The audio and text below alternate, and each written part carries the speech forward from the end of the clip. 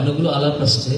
তো একটা দুঃখের জায়গা হলো যে বিশ্ববিদ্যালয়ে যে পরিবারগুলো শিক্ষার্থীদেরকে এখানে পাঠাতো তাদের সন্তানকে নিতান্তই পড়াশোনা করার জন্য পাঠাইছিল আর কি, যেখানে আসবে পড়বে ভালো মানুষ হয়ে বের হয়ে এখান থেকে বের হয়ে পরিবারকে সময় দিবে, রাষ্ট্রকে সময় দিবে, সেটা হওয়ার কথা ছিল। কিন্তু বিশ্ববিদ্যালয়ের অব্যবস্থাপনা, বিশ্ববিদ্যালয়ের তদারকির ঘাটতির কারণে এখানে এতজন শিক্ষার্থীকে নিহত হতে হলো। আপনারা নিশ্চয়ই জানেন সেখানে নিহতদের মধ্যে 26 জন ছিল শিক্ষার্থী, সরাসরি বিশ্ববিদ্যালয়ের শিক্ষার্থী। এবং তখন পূজার ছুটি ছিল, পূজার ছুটির কারণে অনেকে বাড়ি চলে গেছে। যদি কোনো কারণে পূজার ছুটি না হইতো, রেগুলার টাইম হইতো, আশঙ্কা করছি এই সংখ্যাটা আরো অনেক বড় হতে পারত। এবং আমি এটা ঘাটছিলাম যে এখানে সে সময় যারা মারা গেছে মানে এদের চিন্তাগুলো খুব অসাধারণ ছিল। একজনের লেখাপড়া সম্ভবত তার বোন এখানে আছেন, যিনি মারা গেছেন সে সময়, তুষারকান্তি দাস। তো ওনার একটা লেখা পড়ছিলাম, উনি লিখছেন যে মালিনাকে ছোট বড় ধনী গরিব আমরা মনুষ্যের পাশে সেবিকা, আমরা অন্যায়ের কাছে, মানে এরকম বেশ বড় কবিতা একটা লিখছে, যে কবিতার প্রত্যেকটা লাইন তিনি হচ্ছে মানে একজন ভালো মানুষ যেভাবে সবার হয়ে ওঠে, প্রত্যেকটা ধর্মের হয়ে ওঠে, তিনি লিখছেন যে আমরা সাম্য বিবেকহীন আমাদের ধর্ম, এবার বেশ বড় কবিতা আর কি। তো এইভাবে তার আরো অনেকের লেখা পড়ছিলাম, অনেকের চিন্তাগুলো পড়ছিলাম। আমার মনে হয় আমরা অনেকগুলো ভালো প্রাণকে হারিয়েছি, ভালো মানুষকে হারিয়েছি সেই সময়টাতে। তো বিশ্ববিদ্যালয়ের এই জায়গায় ভাববার জায়গা আছে যে হচ্ছে শুধু আমরা আসলাম, একটা শোক রেডি করলাম, ফুল দিলাম, নিরবতা পালন করলাম, বক্তৃতা দিলাম, এর মধ্যে যদি আমাদের দায়িত্ব শেষ হয় এবং এর মধ্যে আমরা আমাদের এই এজেন্টটা ক্লোজ করে ফেলি, প্রত্যেকবারই আসবে, বাট আমাদের করণীয় কোনো ঠিক হবে না। আপনি দেখবেন এখন SM হল, মহসিন হল, ইভেন জগন্নাথ হল, বিভিন্ন হলে বিভিন্ন ভ্রমণের ব্যাপারে এখনো কনসার্ন আসে, লিখিত কনসার্ন আসে, মৌখিক কনসার্ন আসে, ইভেন বিক্ষোভ মিছিল হয়। ইভেন অনেক সময় ছাদ থেকে অনেক অংশ ভেঙে পড়েও যায় বিভিন্ন জায়গায়, এরকম ঘটনা ঘটেছে, শিক্ষার্থী আহত হয়েছে এবছর, এমন হয়েছে। আমার মনে হয় বিশ্ববিদ্যালয়ে জায়গায় ভাববার জায়গা আছে।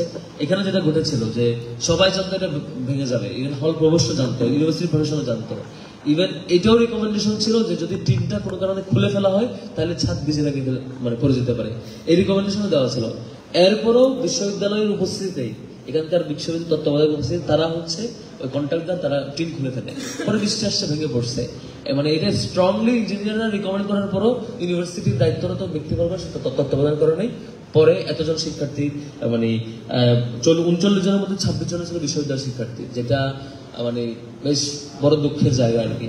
আমার মনে হয় এখনো ইঞ্জিনিয়াররা যেসব বিষয় রিকমেন্ড করে আমরা সেগুলো শুনি না, বিশ্ববিদ্যালয় কর্তৃপক্ষ সেগুলো এখন ফলো করে না। বিভিন্ন ভবনের ব্যাপারে ইউনিভার্সিটির এক্সপার্ট টিম তাদেরকে হায়ার করে, তারা রিকমেন্ড করছেন একটা, আর ইউনিভার্সিটি করছে আমাদের বাজেট না এখন করার। ইভেন এটার ইতিহাসও ঘটছে যে 5-6 বছর ধরে ইঞ্জিনিয়াররা রিকমেন্ড করছিল যে এটা ভবনটা চেঞ্জ করা দরকার, এটা ভেঙে ফেলা দরকার, কিন্তু ইউনিভার্সিটি বারবার বলেছে যে হচ্ছে আমাদের বাজেট নাই। হ্যাঁ, মূল্য দিয়েছেন, 39 জন মারা গেছে, পরে আপনি 5 তলা বিল্ডিং করছেন, এই 39 জনের বিনিময় কি কোনো বিনিময় দিতে পারবো আমরা? সুযোগ নাই। আমরা মনে হয় বিশ্ববিদ্যালয়কে অনেক টাকার বাজেট আমাদের আছে, বাজেট পাস করছেন, অন্তত এই জায়গায় প্রায়োরিটি দেওয়া যে আমাদের অব্যবস্থাপনার কারণে কোনো প্রাণনাশের ঘটনা যাতে আর কখনোই না ঘটে, এটা খুবই দুঃখের জায়গা হবে। আর দ্বিতীয় ব্যাপার যেটা, তো ইউনিভার্সিটি থেকে বাজেট আসছে 2800 কোটি টাকা অ্যাপ্রুভ হয়েছে, এই সংখ্যা কথা আমরা বারবার শুনছি। বিসিসিআর সাথে আমাদের ইন্টারনাল মিটিংও তিনি বলছেন, বাইরেও বলছেন, আমার দৃশ্যমান কাজ এখনো দেখছে না। সম্ভবত কোথায় যেন আটকে আছে, এটা কারো যেন অবহেলা আছে, এটা আমরা লক্ষ্য করছি।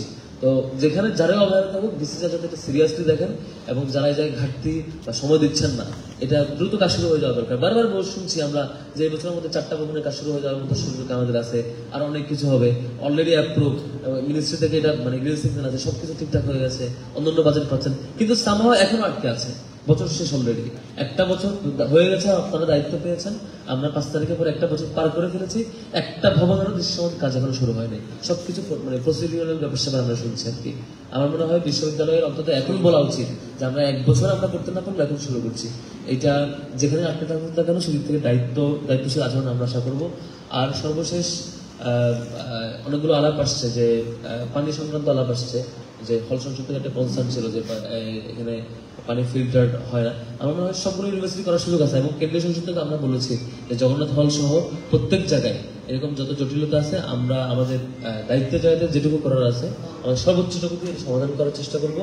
এবং এখানে মানে আমাদের ছাত্র প্রতিনিধি হিসেবে আমাদের দায়িত্ব, এবং জগন্নাথ হলের প্রতিনিধিদের দায়িত্ব নির্বাচিত প্রতিনিধিদের এখানকার সমস্যাগুলোর জন্য ওনারা সর্বোচ্চটুকু ভয়েস রেজ করবেন, ওনারা নীরব থাকবেন না। কারো এরকম হাইকোর্ট দেখানো এখানে না এখানে আমরা পারবো না, বিসি পারবে না, অমুক পারবে, এগুলোর কাছে ওনারা থেমে না গিয়ে ওরা প্রত্যেকটা প্রবলেম অ্যাড্রেস করবে, ওনাদের এগিয়ে যাওয়ার দরকার। সবার জন্য শুভকামনা এবং শুভেচ্ছা, এবং যে পরিবারগুলো উপস্থিত হয়েছিল এবং উপস্থিত হবে সবার প্রতি আমাদের দিক থেকে সমবেদনা এবং আবার শুভেচ্ছা জানিয়ে শেষ করছি। থ্যাংক ইউ সবাইকে, আসসালামু আলাইকুম। এ পর্যায়ে আমি ঢাকা বিশ্ববিদ্যালয় কেন্দ্রীয় ছাত্র সংসদ